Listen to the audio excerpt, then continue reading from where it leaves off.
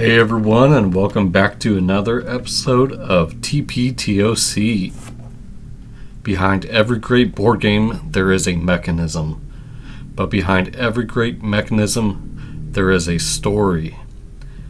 This is the Periodic Table of Components, the podcast where we unpack the history, science, and secrets hidden inside your favorite tabletop games.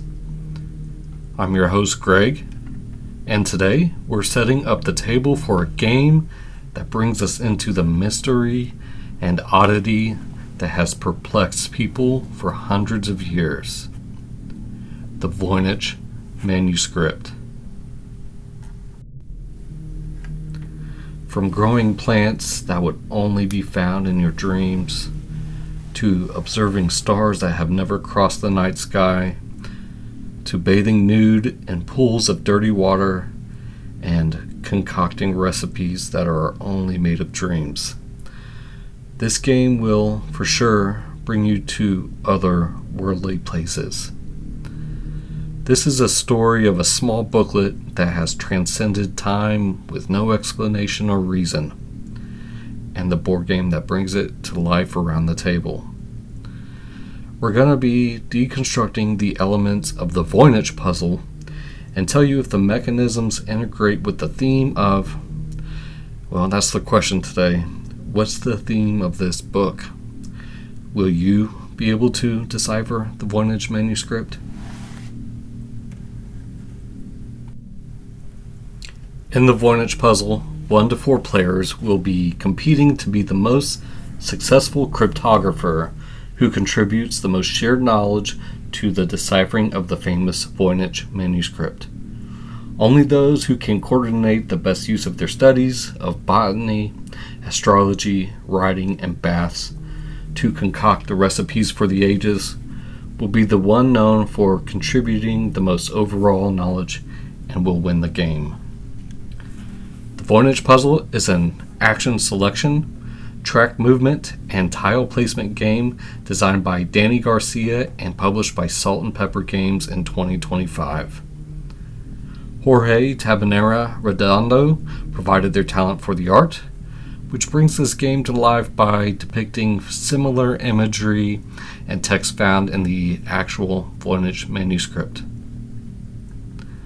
The Voynich Puzzle plays 1 to 4 players, with the Board Game Geek community stating it's best at 3 players. The average time to play is 90 to 120 minutes and is recommended for those 14 years and older. The average complexity weight, according to BGG, is 3.87, which leans towards the medium-heavy side.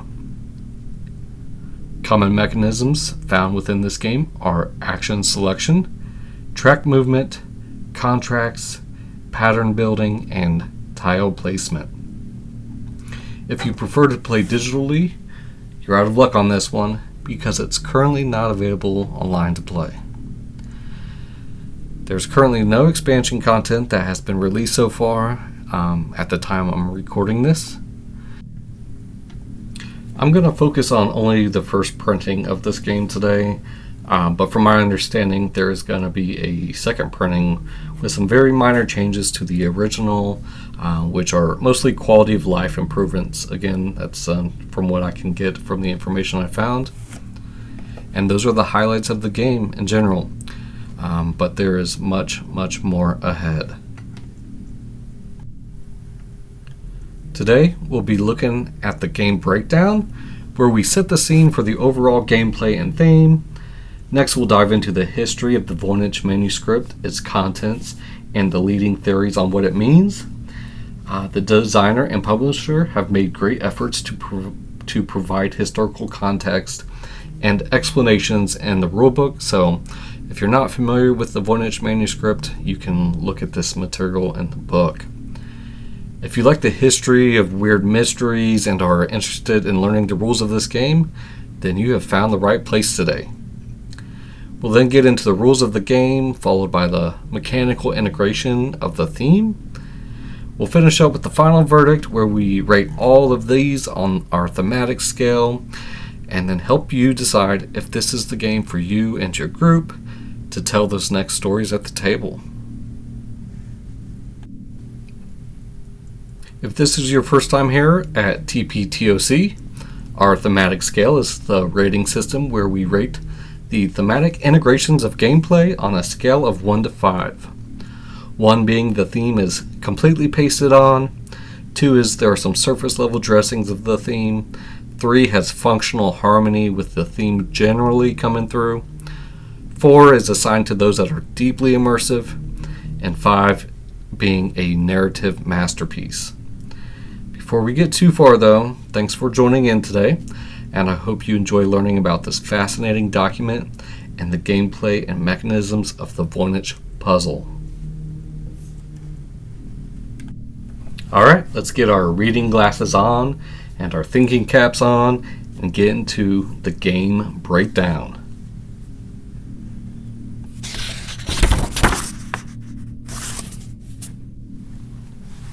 The Voynich manuscript, named after the bookseller who discovered it in 1912, is an enigma that has resisted human curiosity for over 600 years. Is it an otherworldly botanical treatise, a secret code of alchemists, or perhaps an elaborate hoax by some medieval genius? Every theory falters before the abyss of its unknown author, its incomprehensible purpose, and its unreadable language. But one thing is certain: whoever delves into its pages will never see the world the same way again. Now the manuscript has fallen into your hands. Will you be able to decipher its secrets and piece together the mysterious puzzle? The ink is dry, but the story lives on, and you're about to write its next chapter. In the Voynich Puzzle, you'll collectively try to decipher the Voynich manuscript using your copy of the book as the main tool to do it. As the collective understanding of the manuscript grows, you'll be able to gradually decipher pages in your book, improving your chances to decode it. The player with the most overall knowledge at the end of the game will be the winner. On your turn, you'll select a double page on your book and perform the actions on the top side of one of those pages, which are cards in the game. Each pair of pages will allow you to interact with one of the 5 main sections of the manuscript. These 5 main sections are botany, astrology, baths, writing, and recipes. Once you gain enough knowledge on an area, you'll share that knowledge, adding a piece of the puzzle that the manuscript represents. All players will have access to that knowledge, helping them decipher the manuscript, which is represented by the turning and flipping of the cards in your book. Deciphering the manuscript gives you access to better actions and in-game scoring, so it should be your main focus of the game. The game ends when the marker of any player reaches the in-game icon on the 50-second space. You'll end the round so all players have played the same number of turns, and then all players play one more turn before performing in-game scoring. Okay, so if you've played the Voynich Puzzle before, you know it captures the feeling of deciphering an ancient codex while sharing that knowledge so others or yourself can propose their own theories. Also, this is all in a Euro-style game that's full of bumping tracks and combos, which we always enjoy around here at TPTOC. But if you haven't played the Voynich Puzzle before, you don't have to worry here. You don't need to know the rules to enjoy the history you're about to learn and the rules of play. Hopefully by the end of this episode, though, you'll have a better understanding of how it plays and if it's right for you and your collection. Today I want to break down the history of this document by explaining those who have had it in their possession throughout history, the different sections of the book, and the leading theories of what it all means. In the game, each section of the board represents a section of the actual manuscript, and you'll be placing tokens on the board to take actions that influence the other sections, eventually leading you to gain knowledge in those areas. You'll then have to share this knowledge by contributing to a shared jigsaw puzzle. Now we know the breakdown of the game and what we're talking about today. Let's start by digging up the roots of this famous manuscript.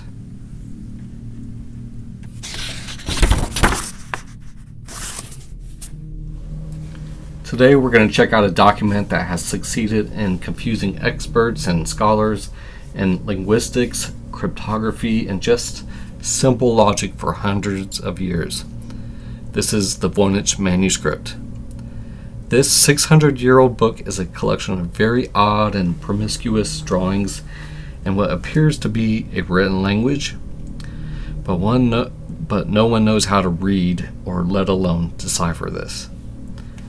Every letter resembles an alien language, and alongside that are impossible plants and nude figures frolicking around in green liquids. This isn't some type of weird science fiction compendium or, the latest masterpiece drawn by your toddler during an art circle at daycare. This is a real book, and it's currently sitting at Yale University Binek Rare Book and Manuscript Library. You can actually see all of its contents online right now, and as it's been digitally archived on their website, which I highly recommend if you get the time to do so. We're going to talk about the weird history and its origins, all these bizarre illustrations and the makeup of the different sections in the book, and get into how some of the world's greatest codebreakers haven't been able to figure it out. Alright, so how's the card quality of these pages in the real manuscript? Is this something you could shuffle with no worries, or is it going to need to be sleeved? The study of ancient books and their construction is called codicology. And what we're about to learn from this study of codicology of this manuscript by leading experts is you're definitely going to need to sleeve this bad boy. Because it's already showing wear and tear from the ages, because it's made up of calfskin, which is also known as vellum, and most sources say at least 14 or 15 entire calfskins were needed to make it. Holy cow! But for the most part, it survived plenty of hands through the ages, and still holds 240 pages out of the original 272. Unfortunately, somewhere in the sands of time, some of the pages were torn out, lost, and reordered, which they don't really sound like real collectors to me. Apparently, they've never owned any board games. But anyways, this document has been through the ringer through the years, and many skeptics call it a forgery and a fake for a lot of those. But that was proven wrong by radiocarbon dating of the parchment in the early 2000s, which has given it a pretty definitive creation date of between 1404 and 1438, originating in Italy, pretty much at the dawn of the Italian Renaissance. The first traces of this document go back to 1637 in Prague, as an alchemist known as George Beresch is the first documented owner of the manuscript, where he made copies of the pages and sent them to a Jesuit scholar, Athanasius Kircher in Rome. From there we have evidence of a letter written sometime between 1665 and 1666 that was placed inside the covers of the manuscript. The next 200 years or so are currently lost to history, and then it shows up in the hands of Wilfrid Voynich in 1912. This is where it was deemed the Voynich manuscript. He was a Polish book dealer, and he apparently purchased the book around this time. And then some years later, in 1969, a guy named Hans Peter Krauss donated the manuscript to Yale, where it sits today. But one thing radiocarbon dating hasn't told us is what the hell this thing actually means. You're probably asking, what's so special about this little book? But let's talk about what's actually in this manuscript. So the first thing you'd notice flipping through the book are the highly illustrated and colorful pictures. We all know what you get those special books for. no one really reads the articles, right? Well, the pictures come first, let alone the nude ones, apparently, but the ink outline was drawn first, then someone had a heyday filling in the blanks, either then or at a later date. Since no one can decipher the book, historians have put some structure to it by organizing the studies into the different sections of the book. It's apparent that there is some type of organization in this book, sort of. The first section is often called the herbal section because it displays different types of plants, but the weird thing is that none of these plants actually exist. And they're drawn in a similar style to medieval botany books. The plants actually look like a scene straight off a bad trip. They're highly exaggerated and fantastical depictions with odd roots and leaves, which I'm kind of curious why they're not all mushrooms, but there must have been a point, because it definitely looks like these people were on mushrooms. Apparently the weird plants weren't enough because the author or authors of this book decided to put astronomical and cosmological signs in the next section. And this is obviously the astronomy or astrology section, however you want to look at it, but it's full of constellation-like markings and unmistakable zodiac symbols. And the more I think of it, this is sounding more like a Beatles song the farther we go, but we're going to press on anyways. So we have weird plants and astronomical sightings. The most logical next step, of course, is nude figures splashing around in pools and playing with tubes, right? This is the balneological section, which means the study of baths, which I know I definitely said that way incorrectly, but we'll move on with that. Now I'm rethinking my life choices because this studying baths sounds pretty refreshing, but let's move on. These naked figures are also called nymphs, and they have no issues with strange liquids and streaking with their friends in these pools. This could have been medieval TikTok or the secret life of medieval alchemists, something like that.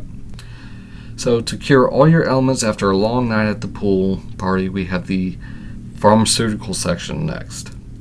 And this section shows non-existent medicine jars and different recipes, but we don't know what for. So just to piss off people trying to decipher this even more, there are tiny clues scattered in the margins that don't make any sense. Some of these word additions are a 17th century signature, some High German text, and astrological charts for specific months in Latin. So after flipping through the book and then admiring the odd drawings, you'll also see scribbled text that's known as Voynich. And no, this isn't an ancient delicacy you're going to put on crackers. Voynich is written, I guess some could call beautifully, but doesn't look much different than a toddler's scribble in my own opinion. But it does flow from left to right in clean paragraphs with slightly indented right margins. It does look like a natural language, but as you guessed it, it refuses to be read. So to study and decipher the text, the US and British governments enlisted some help during the wars of the early 20th century. What better thing to do during the breakout of war but try and decipher this book of pities and plants, of course. But when World War I and World War II broke out, the United States and Great Britain assembled the greatest cryptanalysts in human history. And these were elite code breakers like William and Elizabeth Friedman, Prescott Currier, and John Tiltman. They were known for their ability to crack complex military wartime ciphers, so they turned their attention to the Voynich Manuscript not much long after. But they had no luck. What makes it so hard to decipher is that the character frequency doesn't match any similar text from that time frame, and there's very low distribution of letters. And apparently a lot of it's just repeated symbols and nonsense. Maybe these were the beginnings of the rulebook of Monopoly.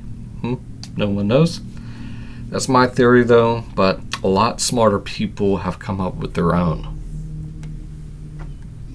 There are two prominent theories that have surfaced over the years. The first one is that it's a real, natural language or a carefully constructed phonetic language that has just been lost to time.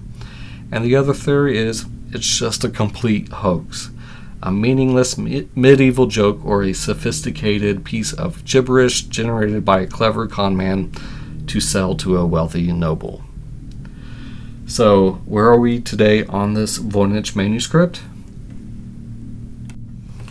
Today, scientists aren't just staring at the pages with magnifying glasses like the old days. You guessed it, AI is getting involved. Modern technology has allowed experts to study the manuscript with artificial intelligence and then also feed the information into large language models. But even AI hasn't explained what this means to us yet. So, what about using it to confuse our robot overlords? Yep, we're doing that one too. Physicists, computer scientists, and linguists are using the Voynich manuscript as a stress test for artificial intelligence. Sounds pretty smart to me, right? They feed the vast abstract text into machine learning models and statistical physics tools. They're using this 600-year-old mystery to train the computational language algorithms of tomorrow. So long story short, no one knows what's the purpose of this book, but that hasn't stopped historians and people to be intrigued by its mysteries. So with all this in mind, what do you think the meaning of the Voynich manuscript is? You think we at TPTOC can figure this out? I couldn't take a look at this and not attempt to decipher it myself. And I think I was able to read between the lines and the artwork. And the Voynich manuscript it's just a medieval story about people tripping balls, obviously. Listener, sit back and relax.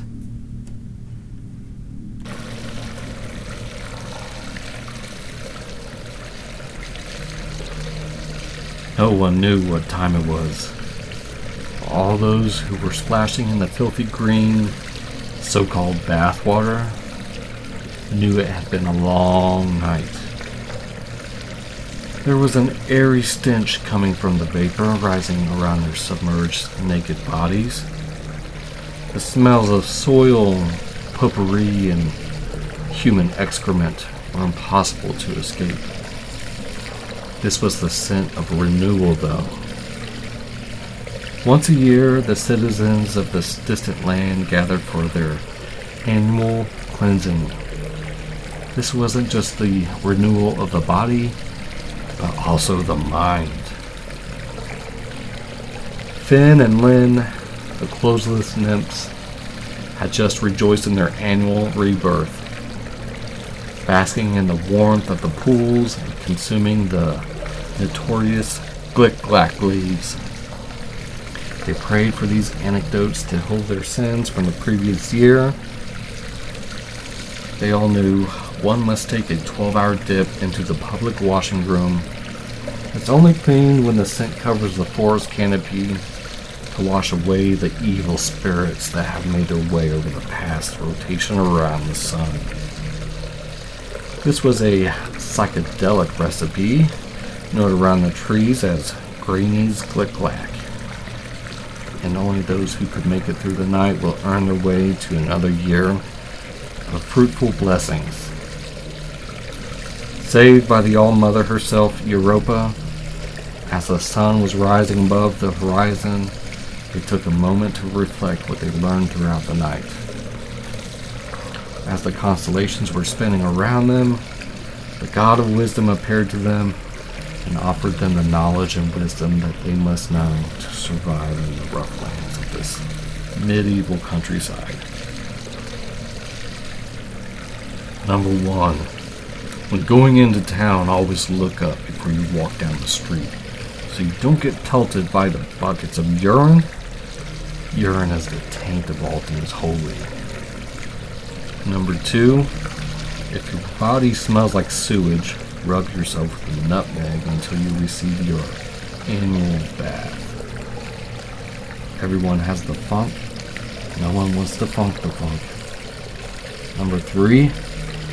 If your neighbor serves you that special purple-headed bread with hairs growing from it, rejoice in their offerings, but make sure you're nude and hairless to receive the judgment of the gods.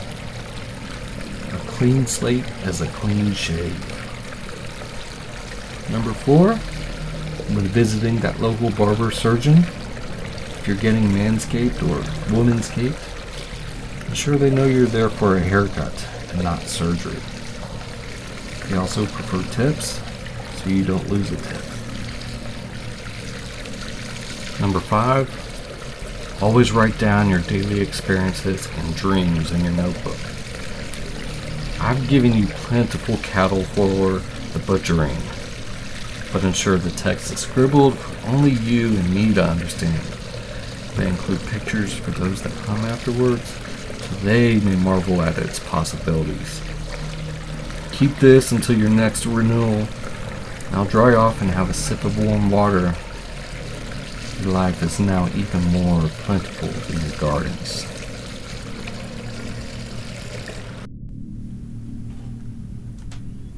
Alright, so now we know the definitive meaning of the Voynich Manuscript, so we can just end this episode now.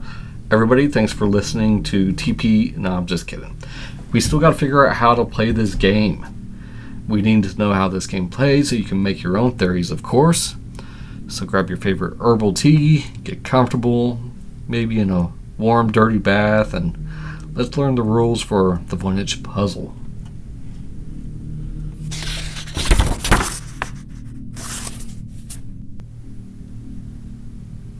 In the heart of a forgotten library, under layers of dust and centuries of neglect, lies a book that defies all logic. It's no coincidence that many believe it to be the most mysterious book in the world. Its pages are full of strange drawings, impossible plans, cosmic diagrams, and women floating in mysterious liquids.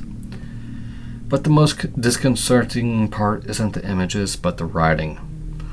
A language that not even the best cryptographers or linguists or dreamers have been able to decipher. Now the manuscript has fallen into your hands. A cryptic riddle full of elements that no one has been able to assemble in a coherent manner until now. Will you be able to decipher its secrets and fit the pieces of such a mysterious puzzle together? So you're ready to get to the rules. The best place to start, as always, are the components. Let's see how all these pieces fit together in the game, and then we'll get on to the gameplay. Now this is a Euro-style game, so you can expect that there are a good amount of pieces. But in this game, they're mostly tokens that you're going to be moving on different tracks on the board, and just simply placing them in their respective areas to carry out the action associated with that area. Oftentimes, these actions will trigger combos and allow you to interact with another part of the board, possibly even placing out more tokens or moving on other tracks. Every player will also have their own book with asymmetric cards that they'll be upgrading and using to choose their actions for their turns. Alright, so let's start simple with the starting player token. This is simply a cardboard disc that identifies the first player in the game, which is chosen randomly during setup. At the end of the game, there are an equal number of turns, so this is simply to identify who went first. And the token, it displays a picture of Wilfred Voynich himself, but the book has been handed off to you fine folks. The next component is a goat disc, which is placed randomly oriented on the astrology section of the board, and players will be taking actions to rotate this disc clockwise to gain knowledge in astrology. This disc has a drawing of a goat surrounded by nude figures and baths, with a darker section that will point to a certain section of the astrology section when rotated. This action will make more sense when we talk about the astrology actions. Next, we have a central puzzle piece that's placed during setup to provide the starting orientation of the shared knowledge puzzle, and the puzzle is divided into 4 different colors that correspond to the same colors of the associated board section, such as botany, which is green, astrology, which is yellow, writing, which is red, and then the bass area, which is blue. Simply place this piece in a random orientation during setup to start the puzzle for the players, and then players will also be moving their research tokens around this board to progress their research efforts. But more on that in a bit. The next components to set up the board are the 8 dirty water drop tokens, which are just simply placed in the central pool in the bass section, with one of them randomly placed at the start of the right fountain space. We'll talk more about these when we discuss the bass action. Before we get too far, let's dive into the double-sided main board where the majority of this game will take place. We have all the tokens set up, so we're good to go there. One side is for multiplayer games and the other side is for solo play. We're going to be obviously talking about the multiplayer side today. We talked about the goat, the puzzle, and the dirty water tokens that are placed during setup. But let's talk about all the aspects of the main board and how they integrate into the game. So zooming out at the board, you'll see the overall knowledge point track around the perimeter that will have 5 different point tokens for each player. And yes, I said 5 tokens for each player. One common complaint of this game are those tokens and how crowded they get, and also the choices made of their identification color. We'll get to complaining about this in the final verdict though. Just understand that you'll be moving your different knowledge tokens around this board that will provide small puzzle pieces, which are shared knowledge tokens, when certain spaces are passed, which these are called breakthroughs. And the track has in-game scoring multipliers. You'll want to get your tokens as far as possible. That will boost your in-game scoring depending on how far you've passed there. Thematically, this is bringing out the fact that you must increase the knowledge in each of the 4 different aspects of the Voynich Manuscript. And again, those are botany, astrology, writing, and bass. And as you progress that knowledge, you get to share it with the other players on the central puzzle section by placing puzzle pieces that match your shared knowledge tokens. Okay, so that was the scoring track, which is a little more convoluted than most other games, but it does the job for the most part. So next, let's talk about the 6 different sections of the board, which are clearly divided to help players understand the different areas of the game, and conversely, the different sections of the Voynich Manuscript. The 6 different sections, starting from the bottom left and moving clockwise around to the bottom center, are the botany section, the astrology section, the writing section, the recipe section, the bath section, and finally that shared knowledge puzzle section. Each section is intended to integrate with the others. As you enhance your knowledge in one area, it will cause your cards in your book to actually score another. And your actions will often lead you to take another action in another area of the board. For example, the botany cards will allow multipliers for scoring the astrology section, or if you're taking the recipes action, it will allow you to then take an astronomy action. So they're kind of bouncing off each other. Also, these sections are kind of like mini games, as their mechanics are each slightly different. Before we get into each of these though, you'll need to understand that you'll be placing different tokens on these sections, which I haven't got to these tokens yet, but I will in a minute. So the botany section. The first section we'll discuss is the botany section, which is color coded and the game is green. The section is clearly marked with the botany icon of the game and has a reminder that the botany cards will score for the astrology knowledge token. In this section, you have a drawing of a fantastical plant similar to what you find in the actual Voynich Manuscript, and the plant is broken into its roots and stems, which act a little bit differently. You can think of these simply as tracks that split like a plant root and then provide different bonuses and actions depending on where you place tokens. So starting with the root of the plant, you'll either be placing water tokens at the beginning of one of the 4 different root tracks, or placing a leaf token at the base of the stems in the root section. You can thematically think of this as you provide water to the base of these root tracks, the water is flowing into the roots and can eventually make its way up into the stem of the plant. When you place a leaf token, it will be placed at the base of the stems, and you'll be moving these up also and gaining actions and benefits as you move up. We're going to talk about the specifics of this botany action in the gameplay section, so leave that to the side for now. Let's move on to the astrology section. Above the botany section is the astrology section, which is color-coded as yellow. This section is clearly marked with the astrology icon of the game and has a reminder that the astrology cards will score for your progress in the bass. In this section, you have a celestial-looking circular pattern with a goat disc in the middle. This circle is divided into 5 segments, with each of these segments having 3 sections with action icons. And these segments have drawings of constellations and slots to place your star tokens and text tokens. You can thematically think of this as you're observing and gaining knowledge about the stars and constellations. And as the goat rotates, like the stars in the night sky, players will be reaping benefits from these slots that have tokens, which is mainly astrology knowledge.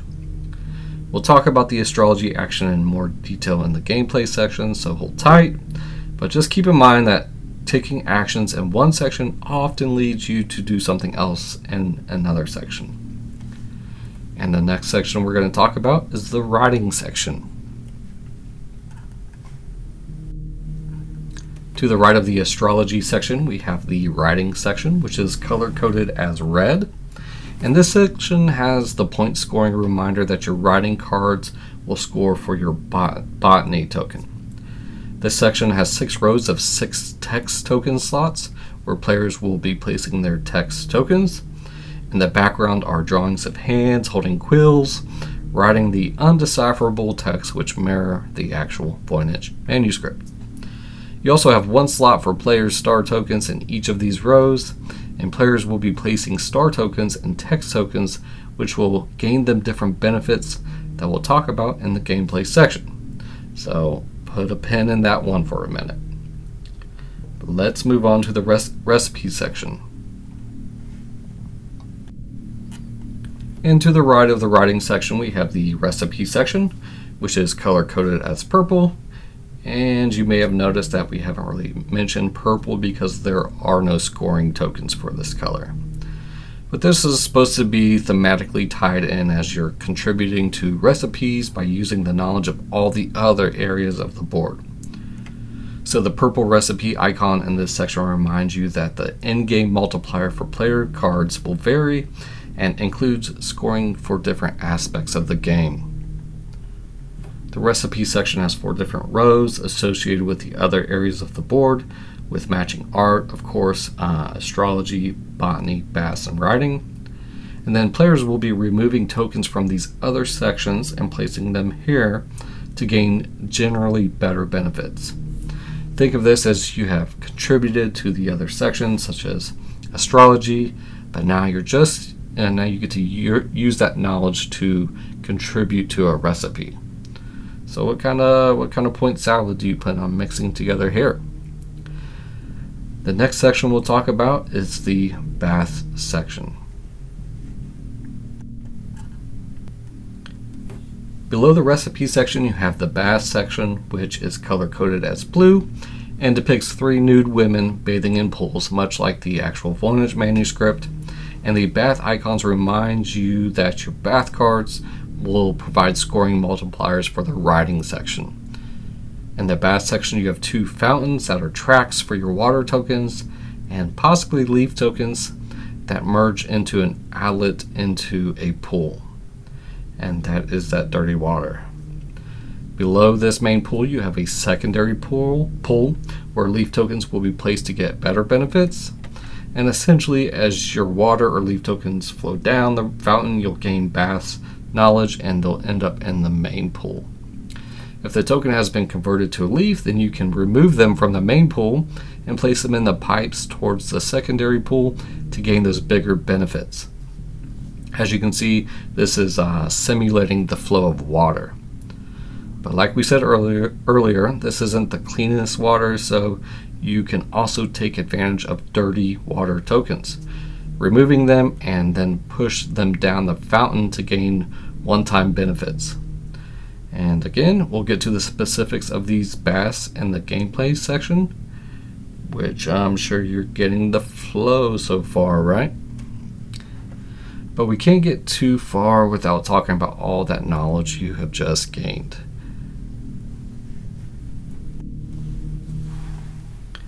To the left of the bass section is the shared knowledge section, which represents all the pieces of the previous sections being contributed to a shared knowledge space by placing puzzle pieces that match the color of their associated section.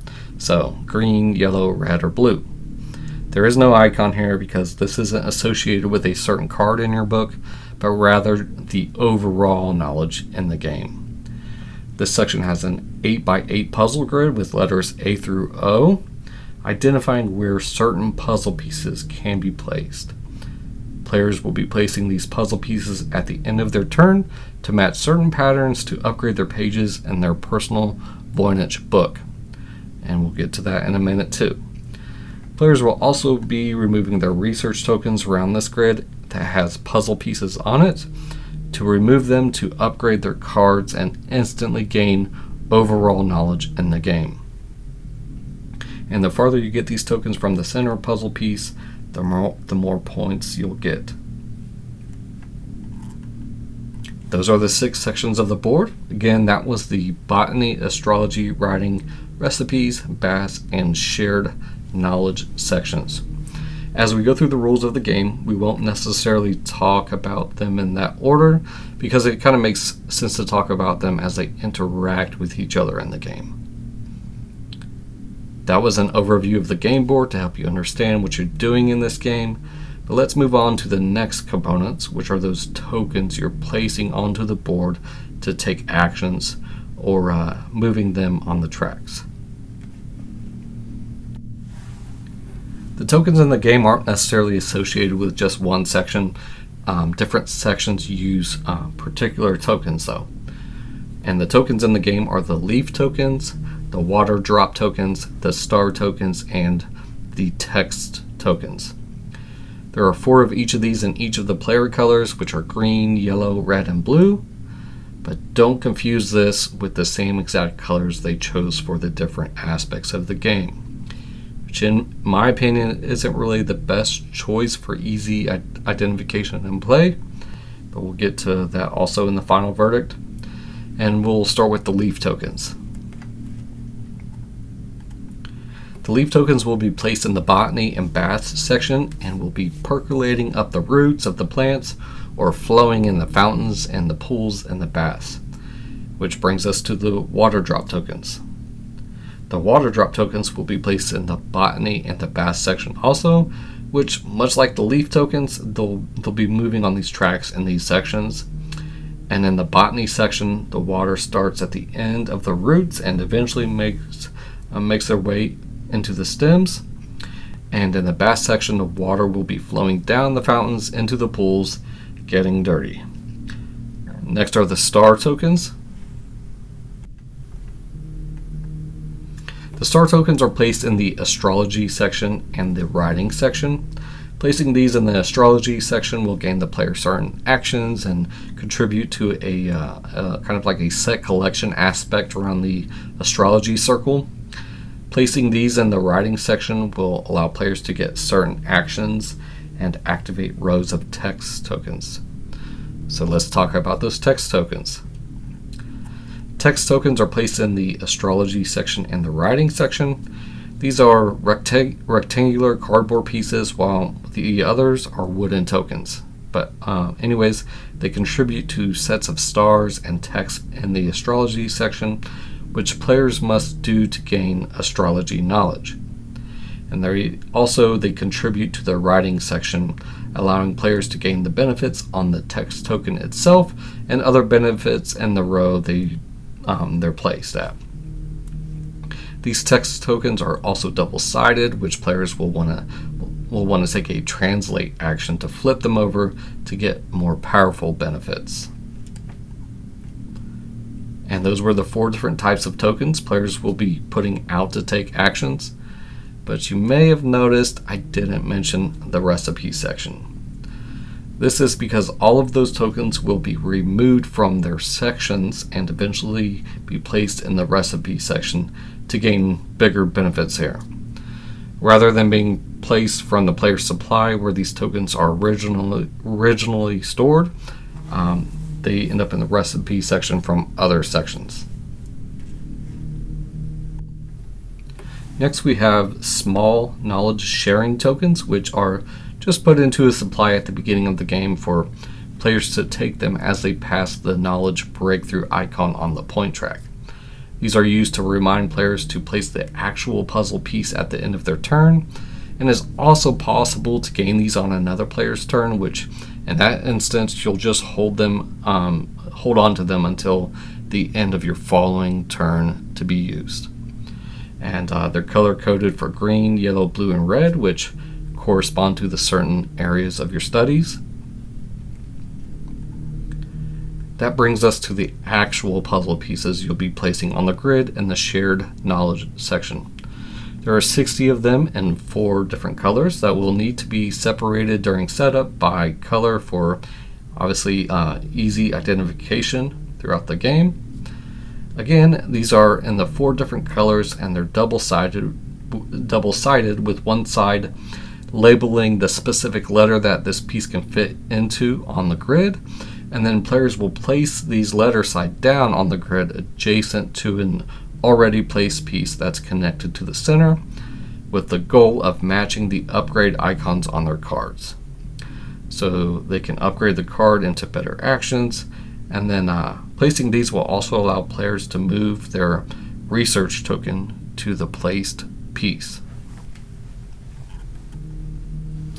That brings us to the research tokens, which there are 24 of these with 6 of them in each player color, and these will be moving around the shared knowledge section on the main board on the puzzle pieces to be removed to upgrade or progress your cards and possibly earn instant overall knowledge.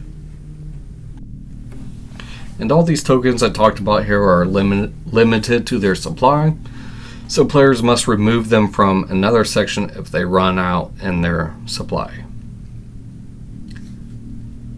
Let's take a moment to talk about the knowledge markers we mentioned during explaining the point track around the perimeter of the board. Again, there are 5 markers per player, so if you're playing a full 4-player count game, then this track gets quickly overcrowded.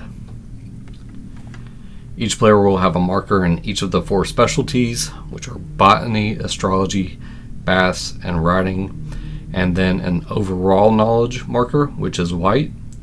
So tracking these can be a little cumbersome, but not too bad once you get used to it. Let's start with the botany knowledge marker though. And all these knowledge markers I'm going to talk about, they pretty much all act in the same way, but we're still just going to go down the list and tell you what they do. You'll mainly move the botany marker while taking the botany action, and will take a green shared knowledge token when passing the shared knowledge breakthrough icon on the point track.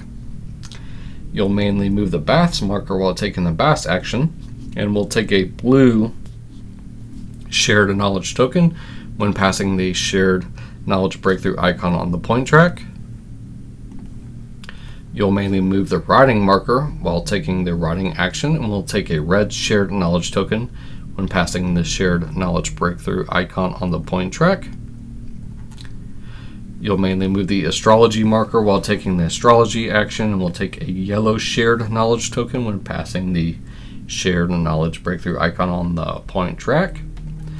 And then you'll mainly move the overall knowledge marker when removing your research token from the shared knowledge puzzle section, and to track your in-game scoring points.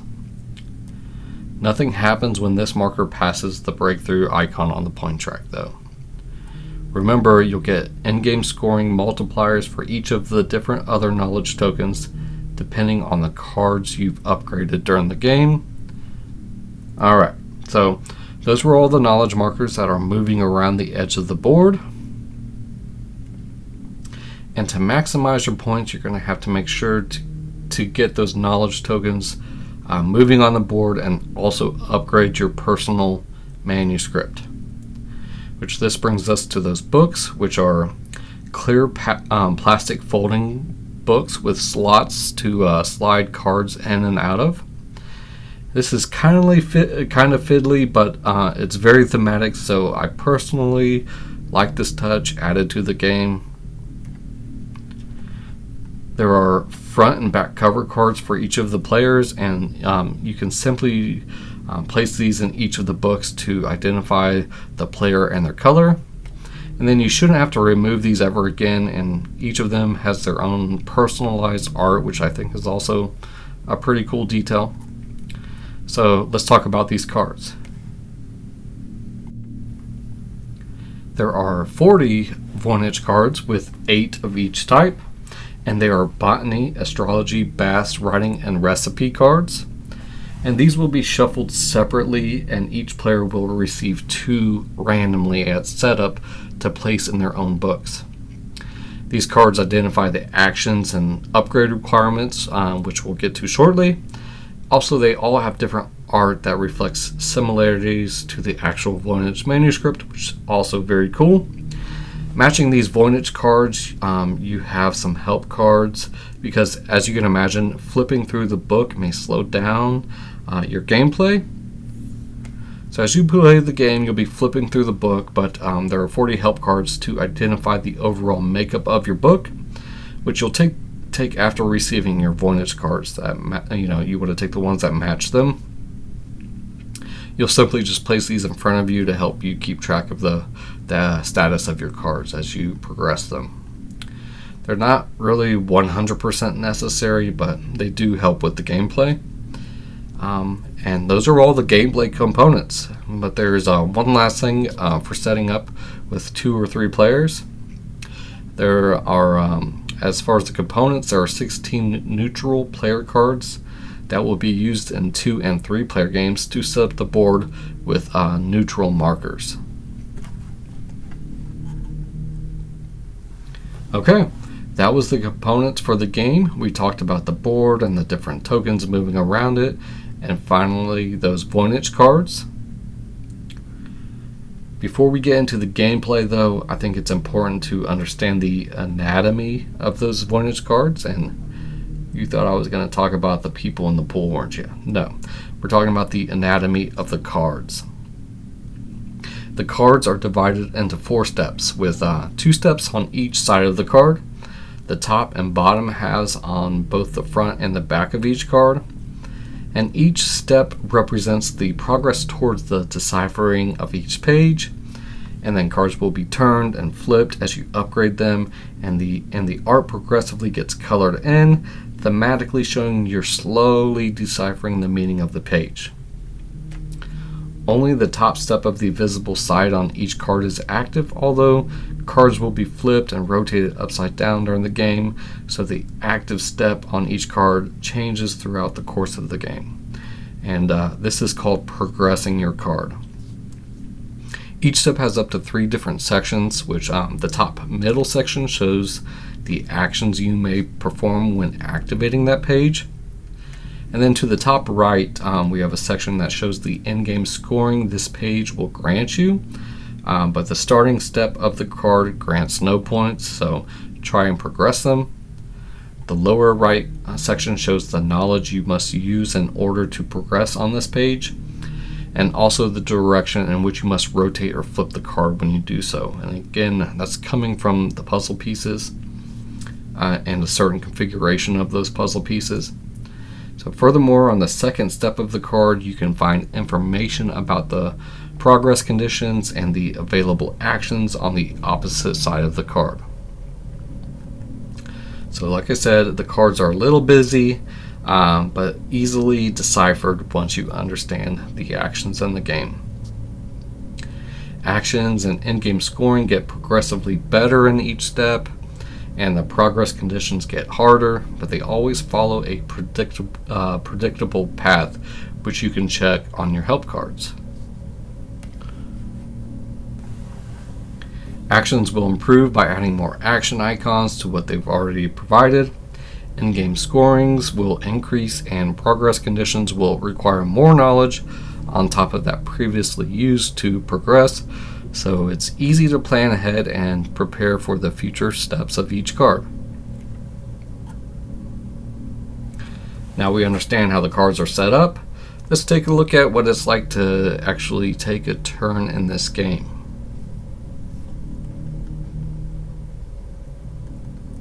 In the Voynich Puzzle, you choose your actions using the book, and you can hold it in your hands or leave it on the table, but it's always regarded as being open on your active double page, which is the spread of the two cards of the same type.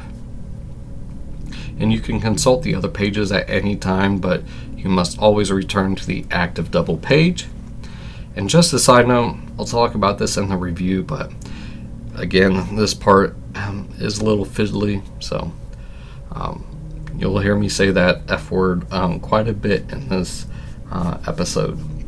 So on your turn, you must change the active double page in your book to a different one, except on your first turn, when you can freely choose which double page to start on. And to save time, you can open your book to the new active double page during another player's turn, so that when it's your turn, you can immediately begin and taking actions. Now don't be slowing that game down now. The golden rule is that you can't have the same active spread 2 turns in a row, meaning you can't take the same actions twice in a row. Once you choose the double page for your turn, you must follow a particular order of optionally progressing a card, then performing the actions, then sharing the knowledge you gained if you passed a breakthrough icon, and then lastly you get another chance to progress a card. Let's check out a summary of these real quick, but we'll decode each of these deeper here soon. Again, this is just kind of like a quick summary of how the progression of your turn goes. So first is progressing your card, and progressing a card means you may progress on one or both of the pages currently open as many times as you want or can afford to, and more on the specifics of this in a minute.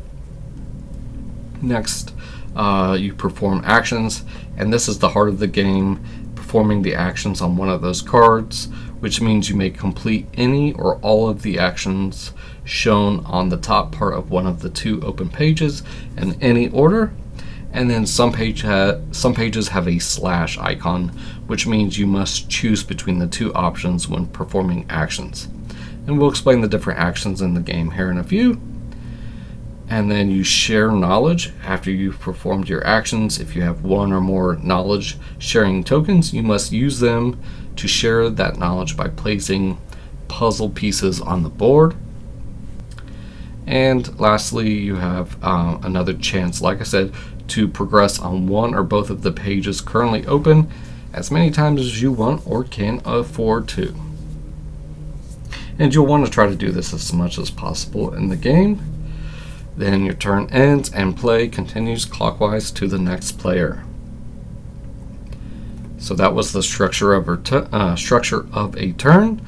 Let's get into the specifics of each of these as promised. First, we're going to talk about progressing your cards. Unless a page has reached its final step, it will show a progress condition on its lower right section. This condition will require you to return one or more of your research tokens from specific places on the main board puzzle to your supply. matching a certain puzzle pattern or placement. If the condition requires you to remove more than one research token, they must be removed from different zones that fulfill the condition. If you fulfill a condition on a card, gain the overall knowledge shown on the row and column of the research tokens removed to fulfill it.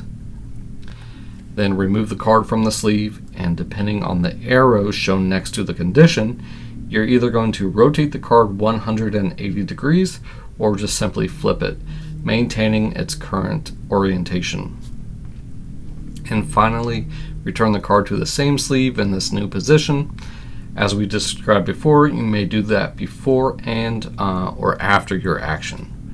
And you can do it more than once with the same card if you have enough research tokens fulfilling the conditions. But you can only do it with the pages currently open on this turn. This new step on the card will show an improved action, better endgame scoring conditions, and unless you've reached its last step, a new progress condition related to the previous one. Think of this as progressing your knowledge in that specific area, and you'll require more to make it even better. That was all the information for progressing the cards. You may have to refer to the appendix, though, in the back of the book for some of those progression icons. We mentioned the help cards in the components section, but just a reminder, you may display your help cards in any way you prefer. They show you an overview of all the progress conditions on your card, so you can easily decide where to place puzzle pieces and knowledge tokens. Before we get into the different actions in the game, which is obviously the most important, I want to take a moment to mention some notes added by the designer that explains some of the design decisions or a kind of like a certain context to a specific action. And you can find these in the rulebook in their appropriate section. But I think it's important that we go over these, just kind of give you some more information on kind of the design decisions on certain actions. So in regards to the page order, the pages on the player books are arranged in a different order than on the actual Voynich manuscript. Writing pages should be last after the recipe pages, but for gameplay clarity, Danny Garcia, decided to change the order. Talking about shared knowledge in the game, the designer says most people researching the Voynich manuscript share their theories through the internet. So the puzzle is a representation of this, and every time you gain enough knowledge about the specific part of the book, you'll share it by adding a puzzle piece.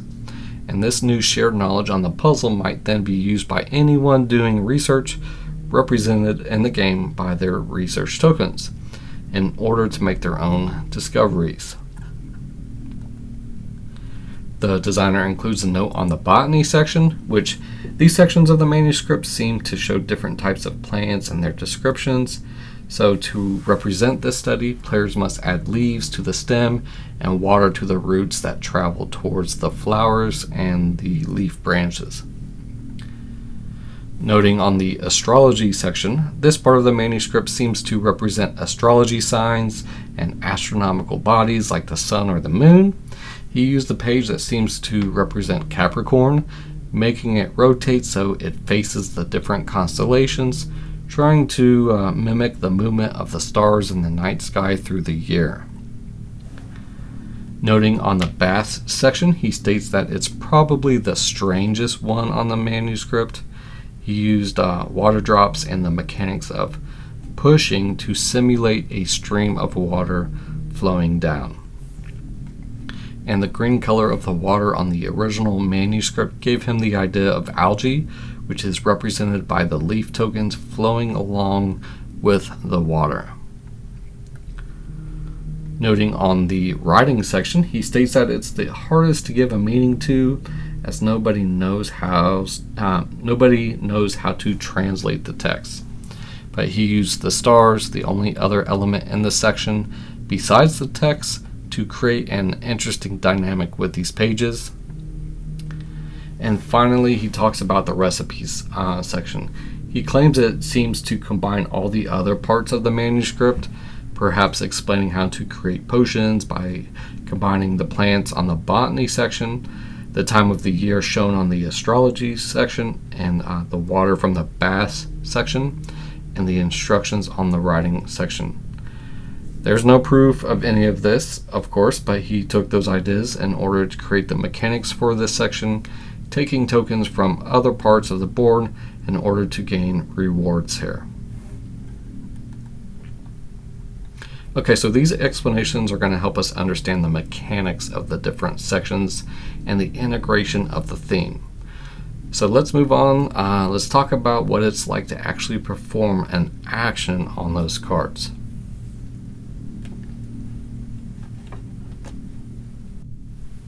Each type of card is related to a section of the Voynich manuscript and has its own selection of possible actions that correspond to its section on the main board. So by performing the actions in one section, you may trigger actions in a different section, representing the connection between the different parts of the manuscript. And you must perform the actions, as I'm going to explain here in a minute, regardless of how you activate them, which can be directly from your pages or as a consequence of your actions on the main board. So let's take a moment to talk about your action tokens. One thing to note is that the tokens in your color are limited. So when a game effect allows you to add a new token somewhere, you can only take them from your supply or from a different section of the main board. But in some rare instances, you may use a token to trigger an action that allows you to place the same type of token somewhere else. And you can't remove the token that triggered the action. You must use a different token of the same type. And when you perform actions, you may gain knowledge, which may grant you a knowledge token if you make a breakthrough. So let's touch on those real quick. You can gain knowledge through the actions on your cards or as a reward for completing other actions during the game, and these actions allow you to gain knowledge of the matching type, which again are botany, astrology, baths, or writing, by moving the corresponding knowledge marker along the track around the edge of the board. Whenever you reach or surpass a breakthrough icon on the track, you must take a knowledge sharing token matching the knowledge type of the marker you've just moved. As explained before, you'll use this token later in your turn to share your findings, which is adding a puzzle piece to the board. And again, nothing happens if your overall knowledge marker reaches or passes one of those breakthrough icons. Okay, so you now know how an action works in general and then gaining knowledge from it. Let's finally get to the specific actions. I feel like we've been working our way towards this for a while. So actions, there are some numbers inside the action icons. So one important thing to know is that any action icon with a number means you can perform that action up to as many times as the number shows. And in the cases where the action can be applied to a number of tokens, you can perform all the actions with one of your tokens or split the actions between various tokens. And the different types of actions are the research actions, the botany actions, the astrology actions, the baths actions, the writing actions, and finally the recipe actions. Each of these have a subset of different things you can do with their specific tokens. So let's start with the research action. The research actions are mainly identified with a magnifying glass, and you may find these actions on cards of all types or as a reward for completing other actions during the game. And these different research icons will allow you to do different things depending on the specific icon.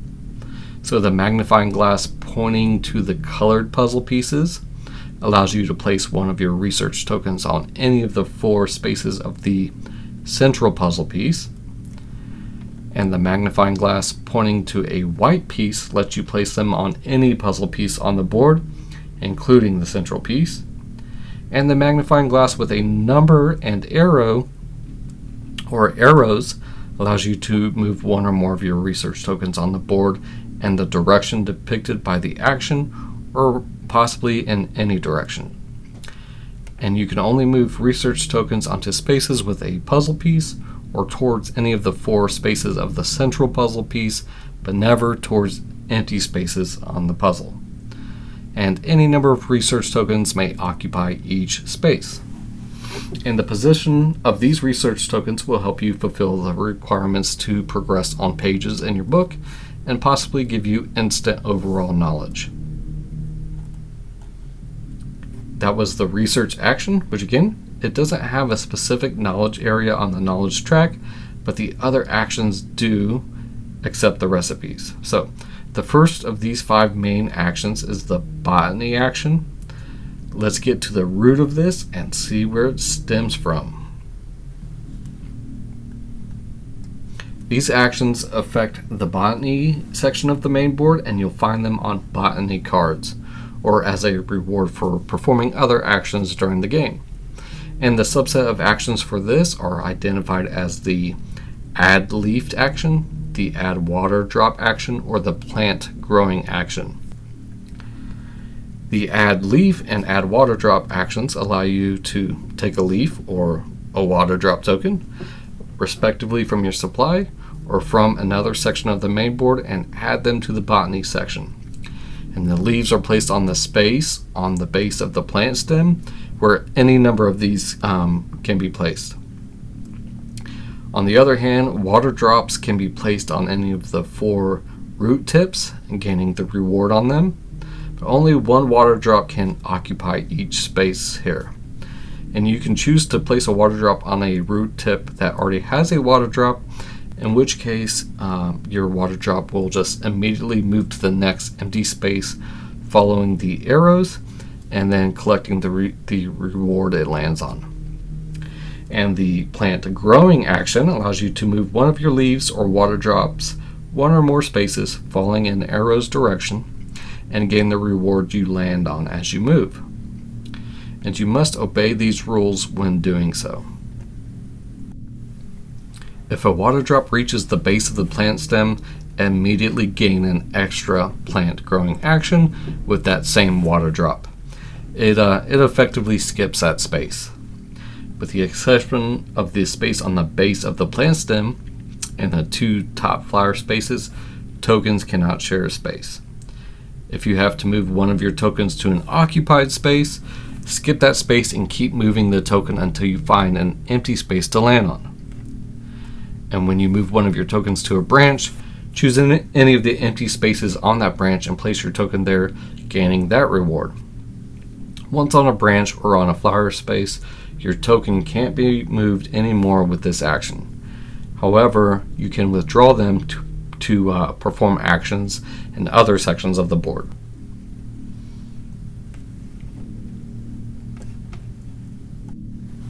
Doing these actions is mainly going to give you botany knowledge, but there are icons to perform other actions in the game.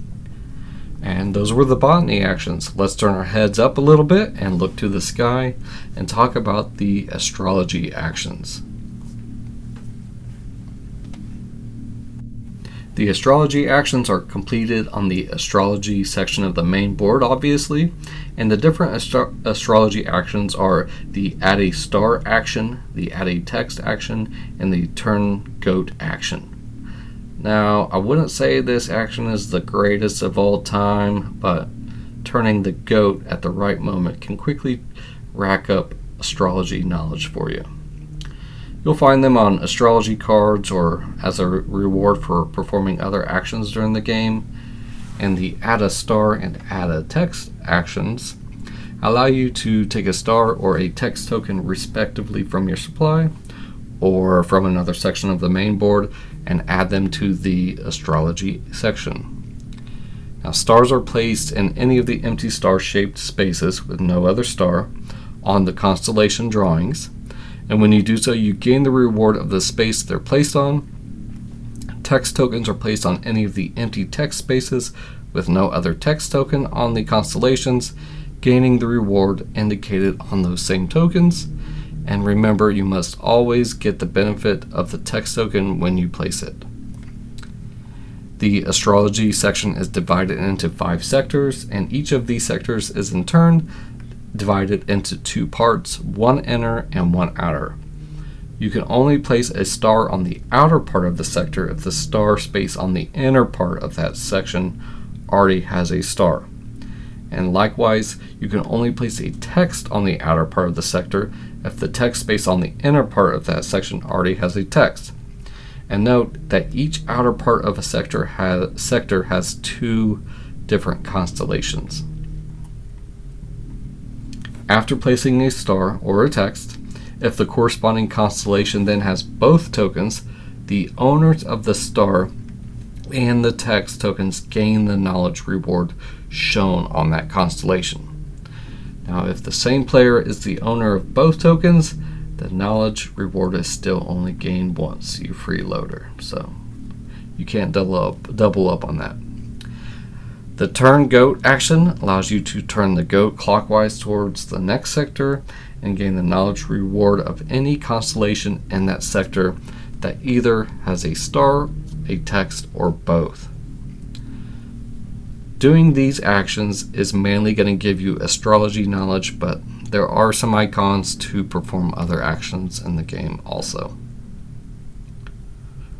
Let's quickly talk again about using the text tokens, which they're a little bit different than the others, so it's worth noting the differences. So, text tokens must never be flipped unless specifically instructed to do so. And whenever you place a text token, you can choose which one you want to place based on their rewards. Keep that in mind when we talk about the writing actions. But that was the astrology actions, and after you've marveled at the cosmos, it's time for a bath and dirty algae, water obviously, and clothes are optional here.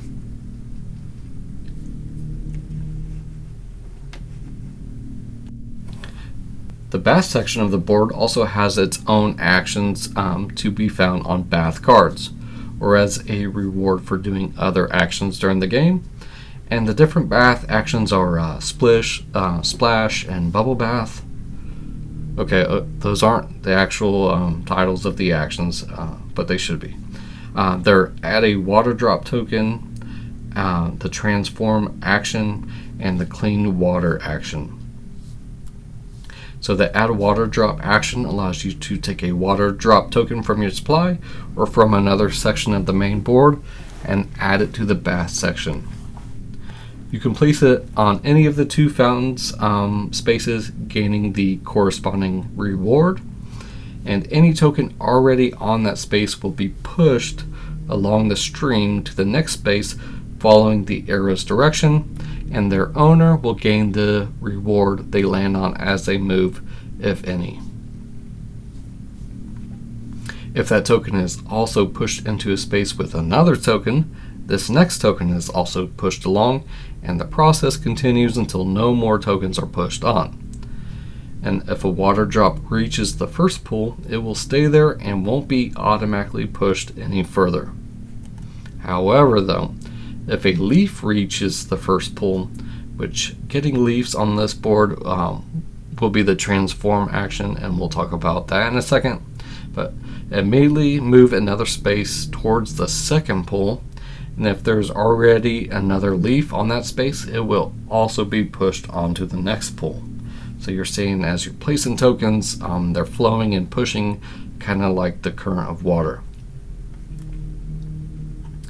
Whenever one of your leaves reaches the second pool, even outside your turn, immediately place it on a space with no leaf and gain the corresponding reward.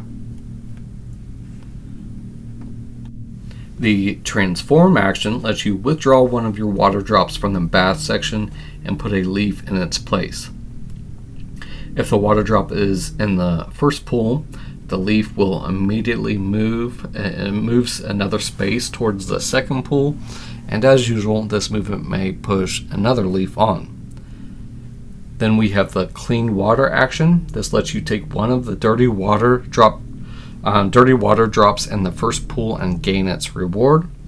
After gaining the reward, place the dirty water drop on the space below the right hand fountain and push the dirty water drop already on that space one space to the left. If there is a token on that space, it moves too.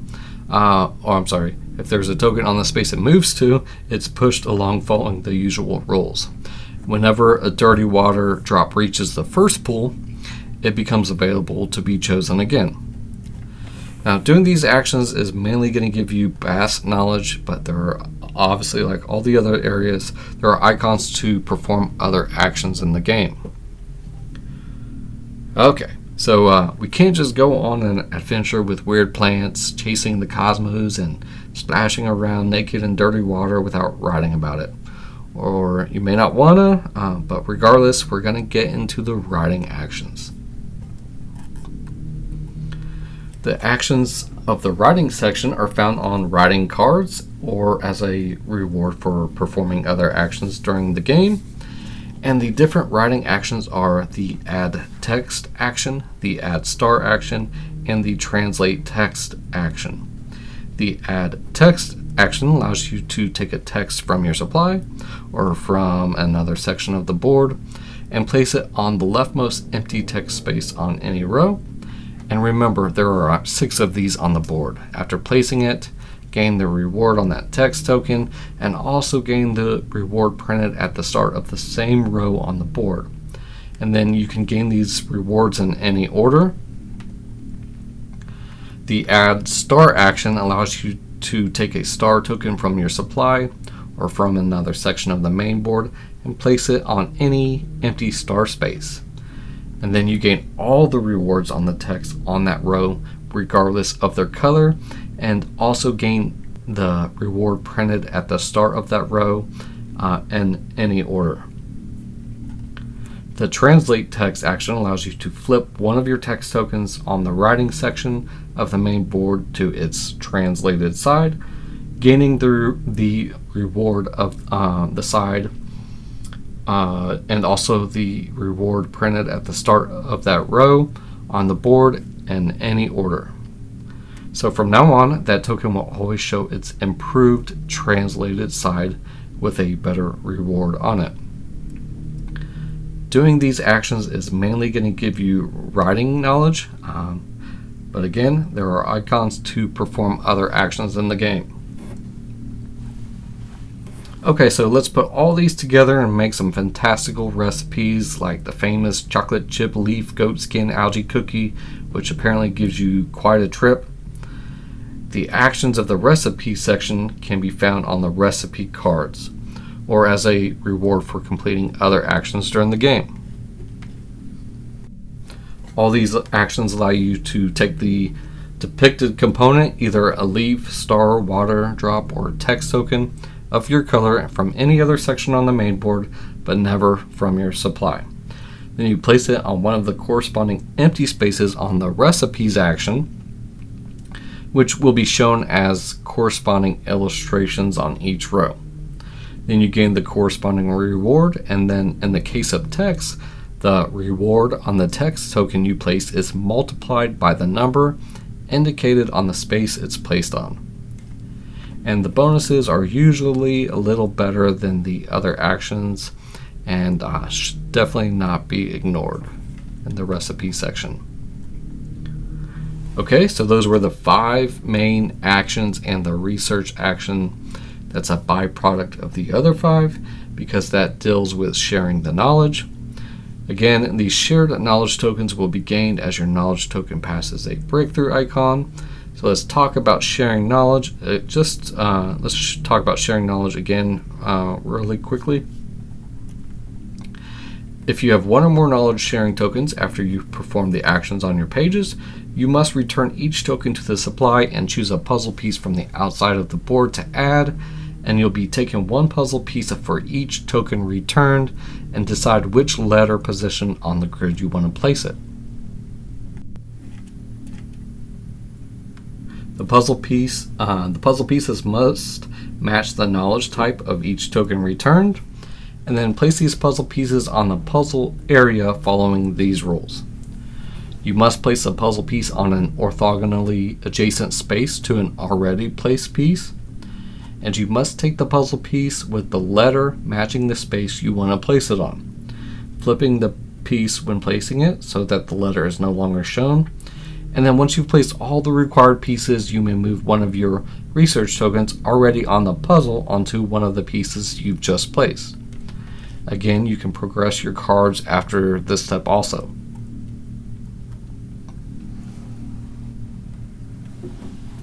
Okay, so you all have contributed to the research of the Voynich manuscript and gained your own personal knowledge of botany, astrology, baths, writing, and recipes. But only one person is going to be the true decoder of this famous manuscript. That person is going to be the one with the most overall knowledge when the game ends, and this brings us to the end game and final scoring. The game ends when the overall knowledge marker of any player reaches the end game icon on space 52, and there is an end game icon here so you won't forget. You'll end the round when all players have played the same number of turns, and then all players play one more turn before they proceed to end game scoring. End game scoring is as follows. Each player adds up the overall knowledge on the rows and columns of all their research tokens on the board, then divides the total by 2, rounding down, and adds that to their score.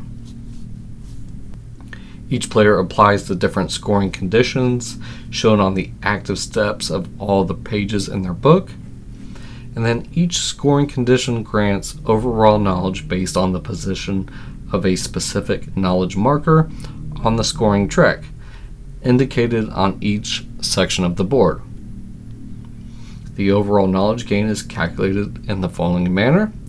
First, you're going to identify the highest scoring box that the specific marker has reached or passed, and then multiplying the amount of overall knowledge shown in that scoring box by 1, 2, or 4, depending on what's indicated on the corresponding page in your book. And then note that each section of the board shows which knowledge marker will be scored by pages of that section, like we said before, and the only exception here is recipes. Each recipes page shows 2 types of knowledge. So when you're calculating your final score, you must choose which type of knowledge you'll score on that page. And just a side note here, players should be looking at their recipe pages at the beginning of the game and aim to score these for sure. So once all players have added up the scores from all their pages, whoever has the most overall knowledge is the winner. And in case of a tie, the player with the most advanced knowledge marker is the winner. And then if there's still a tie, players compare their second most advanced knowledge marker, and so on. And if the tie persists after checking the 4 markers, the tied players share the victory. Now you know how to play the Voynich puzzle. But one more thing I want to mention is towards the end of the rulebook you'll find an appendix of all the icons and their explanations for the different action icons and progress condition icons, and I'm sure you'll need to reference this during your first couple plays for sure.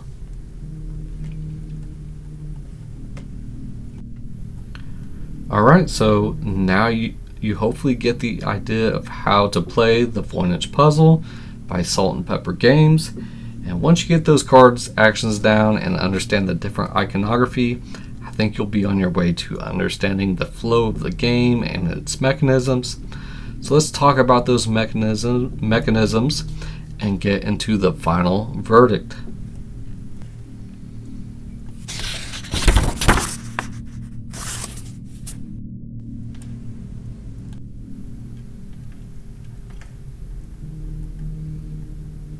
Okay, so we've just spent 90 to 120 minutes flipping cards, placing wood pieces down and pushing up tracks, and then getting some nice serotonin hits from the combos. But does this actually make you feel like you're deciphering the Voynich manuscript and sharing your knowledge? Let's see how these mechanics are supposed to do that and get into the final verdict. The mechanisms are tied to different portions of the actual Voynich manuscript, like you guys saw, and the designer has been able to make these tokens act in a similar mechanical fashion depending on where they're at on the board. I'm going to look at the mechanics of each section of the board and look at it that way. So let's start with the botany section. So you have water and leaf tokens that end up here and do different things. And obviously these are thematically tied into the general science of plants. You have the water is flowing up through the roots and the plant is growing as you add water and leaves. In the astrology section you have star tokens, and then you're writing your observations on your text tokens. Then you want to rotate the goat, which is a zodiac symbol, to capitalize on all the observations there to gain knowledge yourself. And then mechanically the goat token is turning, so this is somewhat mechanically integrated into the turning of the cosmos also. In the bass section, the tokens act a little different than they do in the other areas, as they're flowing like the current of water, and as the tokens are pushed, the other tokens move with it, simulating the flow of water in a fountain. Then you have the dirty water tokens that are being removed when you take the clean water action.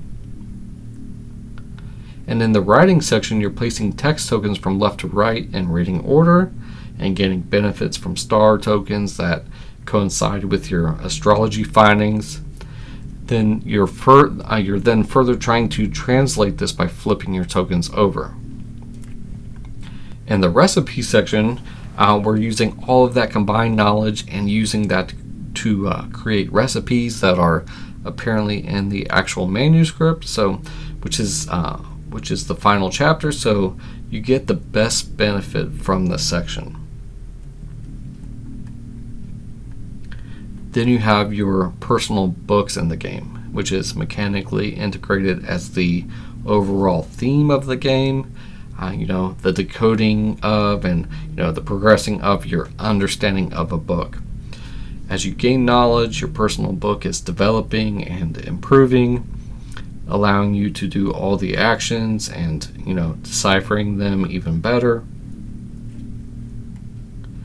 And lastly, we have the shared knowledge portion of the board, which they've made by the unique aspects of actual puzzle pieces players are adding.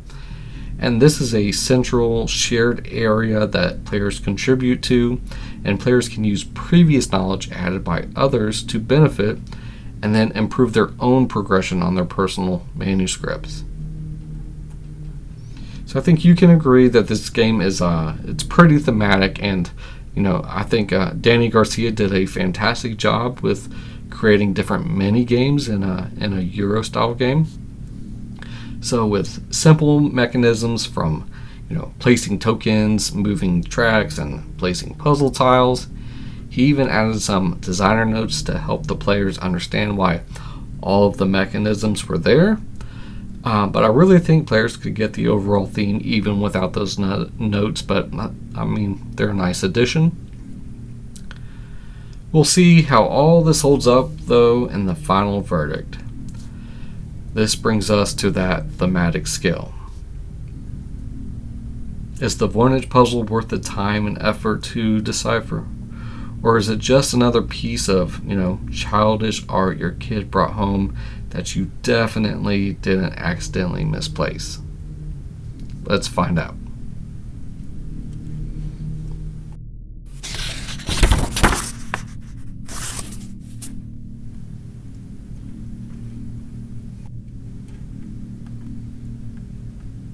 Every episode we wrap up by placing our game on the thematic scale.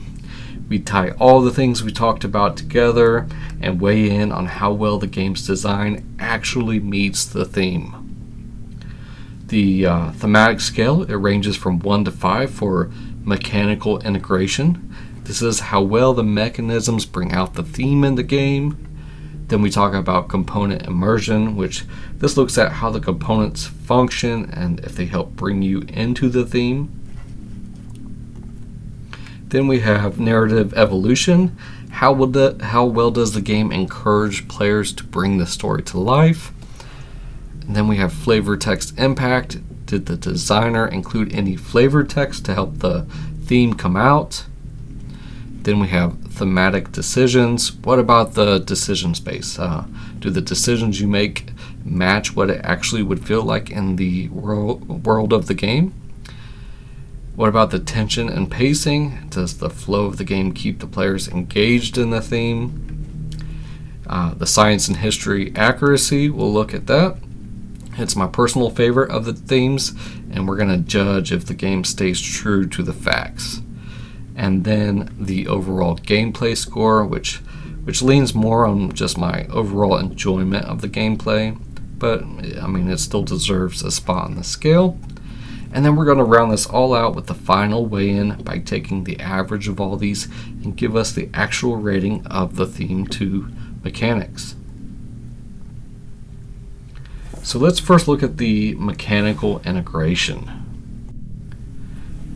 The rules of the gameplay and the mechanisms are intertwined with this game about, deciphering a codex, in my opinion, and I think they do it pretty greatly. The fact that Garcia could make simple tokens and apply their mechanics in different ways around the board to pull out each theme is amazing to me. And I know one could argue that it's simply just moving bits around, but when I'm taking the botany action, for example, and the water is flowing up the roots, it actually kind of brings out the thought of water helping the plants grow. We're studying botany at that point. And then you have the very rare mechanism seen in board games, which is placing puzzle pieces.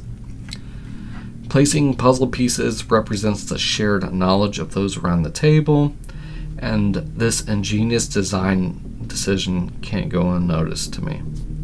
Then you move your tokens around to use that knowledge to progress your books. Then you have the physical aspects of the books, which, yes, they're fiddly, but they bring you into the game enough where I think players can get over that fiddliness to some extent. With all that said, the mechanical integration of the Voynich Puzzle is a 4 for me for all of those reasons I just said. So we're looking pretty strong so far as the theme and mechanisms, but how do those pieces actually feel moving around the board, and do they make you feel like you're deciphering an ancient codex? Next up is the component immersion. The components in the game that help bring out the theme are, pretty much all of them. The different tokens and how they correspond to their sections, the book and upgrading the pages in it, and obviously the puzzle pieces. Really, they didn't take any shortcuts when deciding the components in the game, in my opinion. So the component immersion, which kind of ties into a lot of the mechanical integration reasons I explained, it's also coming in at a 4. Now this game brings the history and feeling of, deciphering a codex by simple wooden pieces, cardboard and plastic books that I think, any player is going to be able to parse out when playing the game. But okay, are you building a story as you move these pieces around? Next is the narrative evolution. Although the mechanisms and the components are bringing this story to life, I don't think the gameplay in general is pushing players to tell a story. Yes, we could think of scholars, sitting around a table sharing their knowledge and improving their own theories, but I don't think this game encourages players to tell the story. So at the end of the day, it's a Euro game, so I don't think narrative evolution really comes out in this game at all. But I am going to come in at a 2 for this. And then, so you can try and tell a story, but me, I'm focusing on my next move and figuring out how I'm going to progress my next dang card there, and trying to look at the puzzle area. What do I need to do to upgrade the next card?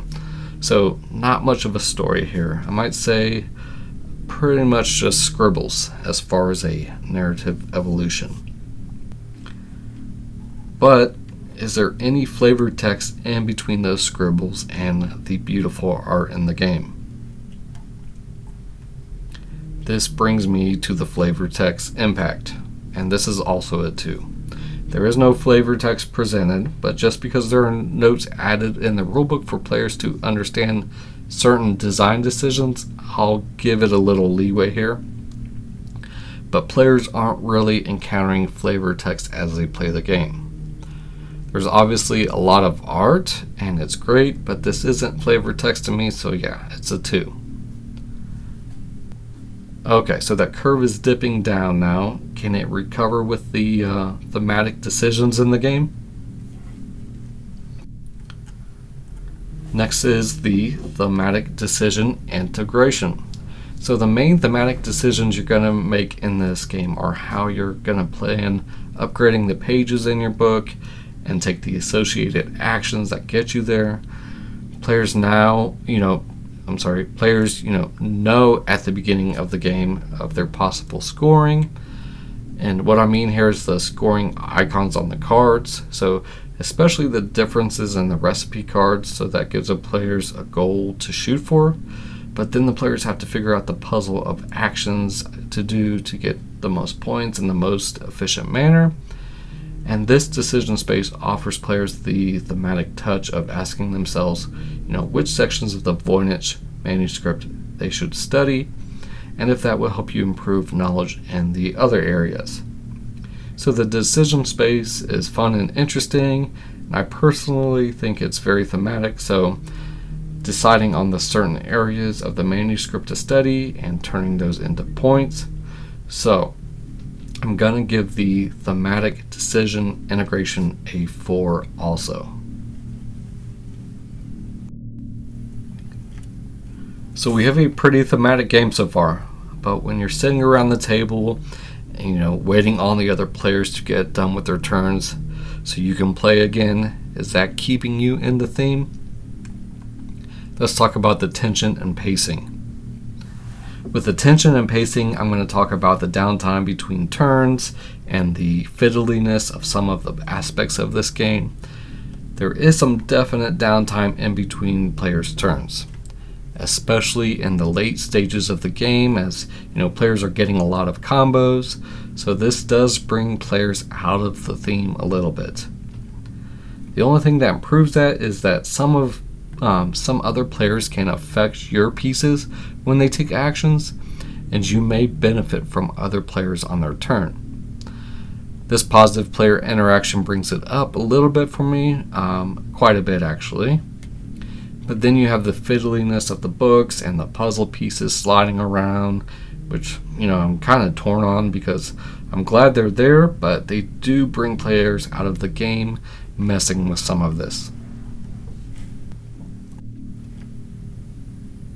The tension is mainly brought out by the other players taking a certain spot in the puzzle grid that doesn't align with your own card requirements, so players will find some interactions there. And also all the action spots around the board are up for grabs, which someone may take the spot you need and you won't get it unless they remove their token. But there are always options on your turn, so that levels it out. With that said though, I think this deserves a 3 for the tension and pacing. So we looked at the playtime and that tension, but how does the game do in keeping true to the actual history we discussed today? How does the history of the actual Voynich manuscript hold up? Okay, so no one actually knows the purpose of this manuscript, but Garcia's attention to detail and staying true to the actual history and the different theories of this deserves a, wait for it, a 5 in my, may I say, in my book. Every aspect of this game is related to the actual real book, and then he was even able to put that together mechanically into a game.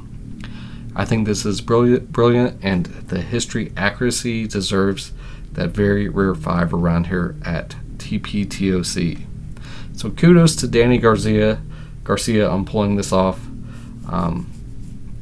But do I actually enjoy playing this game and its theme? Alright, so lastly, let's take a look at the gameplay in general. I was somewhat familiar with the Voynich Manuscript before I knew about this game. I had listened to a podcast a couple years ago that first introduced me to it. Shout out to Stuff to Blow Your Mind podcast that I learned this from. But anyways, I always thought it was an interesting part of history, but never got too much into it though. I was instantly intrigued though when I saw this game announced, just by the art and the little history I did know about it.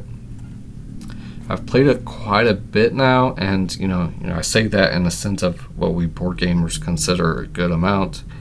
It's less than 10 times for sure, but I still think I've played it a good amount. And those I've played it with have had mixed feelings during those plays. So really, I think those who aren't interested in this type of history aren't going to really bother or care about the theme. But for me, the theme is interesting and the history of this is fun to get into. And the gameplay in general holds up to all of that. The game is longer with more players, obviously, and definitely fiddly at times. But I personally enjoy playing this game. So just because of the theme, and I think the mechanisms are fun too. I like tracks in general, and then throw these in different mini games. This is a recipe for a solid game for sure. It's definitely hard to get off the shelf though, and onto the table. If you're playing with those that don't care about the theme at all, and let's be honest, you probably don't want to have to do a dissertation before every game and explain this game, the theme to them. But with that said, I'm coming in at a 3 for gameplay. It would be a 4, I think, if there wasn't that huge issue that I haven't really mentioned that much, but it deserves to be mentioned for sure. So the scoring track in this game is absolutely horrible. And the color choices of the tokens and having them the same exact colors of the gameplay colors, it cannot be excused. So with all that, it's a 3 because of that. It would have been a 4, but that brought it down for me. But it's a good game, and I think they're going to fix some of that in the second printing, so I wouldn't worry about that too much.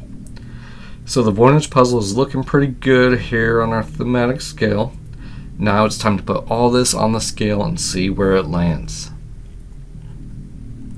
So all things considered, this weighs in at a 3.375 on our thematic scale, meaning there's functional harmony in this game where the mechanisms generally match the theme, and the game feels right in general to that theme, but there are a few misses that bring you out of it. Alright, there are my ratings for the Voynich Puzzle on the thematic scale. I'm interested to hear your thoughts on your experiences with this game, if you played it, and where you stand on the thematic scale. What kind of aspects of the Voynich Puzzle mechanisms do you think captures the theme best? And let me know this and anything else you want to share at the contact info in the show notes. And that's the episode. Hopefully you now know the history behind the famous Voynich Manuscript, and just as important, the rules of the game. So next time you decide to eat any mysterious greens, or decide to join a drug-induced pool party and create your own funky recipes, don't forget to record it or write it down for those historians of the future to marvel at.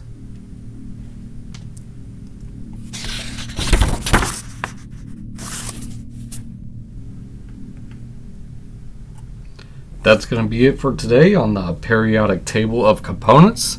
If you've enjoyed your time here today, please hit that follow button on Spotify, Apple Podcasts, or wherever you listen to your podcast.